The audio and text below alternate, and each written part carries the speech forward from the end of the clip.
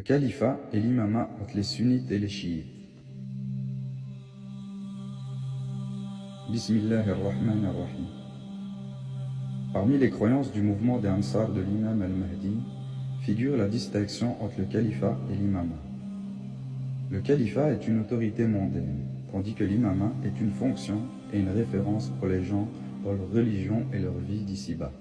Comme cela est exposé en détail dans l'ouvrage de Sayyid Hassan al-Tihami intitulé Al-Mahdi et Damaritara. Bien que la majorité des groupes et des courants ne distinguent pas entre l'imama et le califat, considérant le califat comme un imama et l'imama comme un califat, leur réalité pratique établit pourtant une distinction entre les deux, dans une contradiction étonnante et une étrange paradoxalité. Les chiites ne distinguent pas en théorie entre la fonction du califat et celle de l'imama. Pourtant, l'on constate que Sayyid Khamenei est la référence religieuse de la République islamique d'Iran, tandis que la présidence de la République iranienne est exercée par un autre.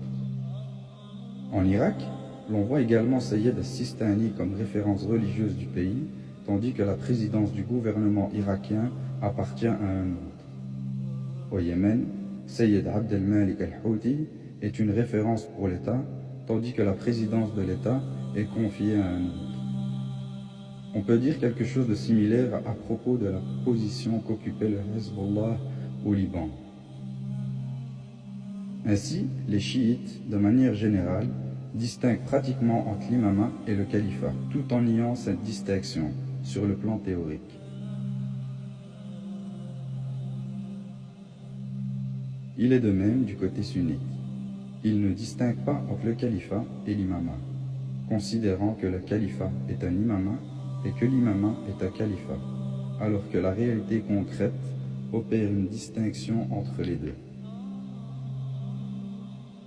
L'exemple le plus proche de cela est ce qui s'est produit lors de l'établissement du premier État saoudien.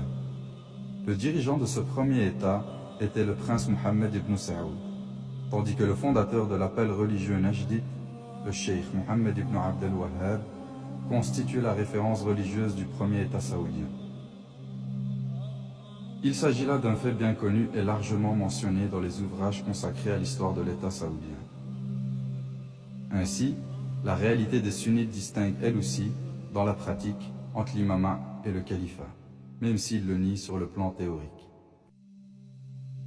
Le mouvement des Ansar de l'imam al-Mahdi a donc réuni dans sa méthodologie la réalité concrète et la réflexion théorique.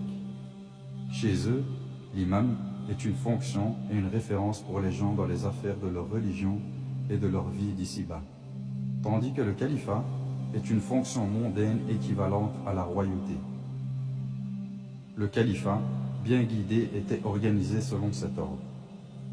Ainsi, le calife était Abu Bakr radiallahu anhu et l'imam Ali radiallahu anhu était la référence des gens. C'est pourquoi le mouvement des Ansar de l'imam al-Mahdi a gagné les compagnons sans perdre la parenté. Allah a guidé le mouvement des Ansar de l'imam al-Mahdi vers la vérité à propos de ce sur quoi il divergeait, par sa permission, et Allah guide qui il veut vers un droit chemin. C'est une voie par la lumière de laquelle le cœur s'illumine et dont l'éclat et la clarté se répandent sur l'âme. Il est venu le temps pour cette voie de voir son jour se manifester et son soleil se lever, faisant pâlir le reste des étoiles. Tu étais le soleil et les rois sont des astres. Lorsque tu te lèves, aucun d'entre eux ne demeure visible.